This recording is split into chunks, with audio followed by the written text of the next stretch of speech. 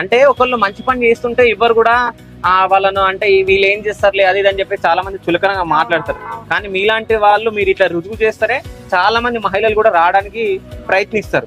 ఇంకో విషయం ఏంటంటే అంటే ఒక మహిళ 2 పిల్లలు ఉన్నారు. ఈ వర్షంలో కూడా మీరు చూస్తే హెడ్ మొత్తం తడిచిపోయింది, టీషర్ట్ తడిచిపోయింది, అయినా కానీ ఇక్కడ నిల్చొని చేస్తుందంటే అసలు చాలా గ్రేట్. ఇంకో విషయం ఏంటంటే పానీపూరి బండీస్ దగ్గర అందరూ చాలా మంది బాయ్స్ ఉంటారు. ఫస్ట్ టైం మీరు మహిళ అండి.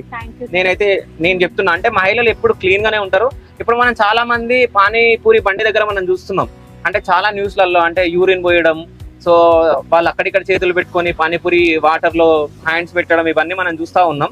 బట్ అంటే ఇక్కడ చూస్తే ఈ వర్షంలో కూడా ఈమె ఇంత వర్క్ చేస్తుంది కాబట్టి ఈమెకు మనం సపోర్ట్ చేయాలి.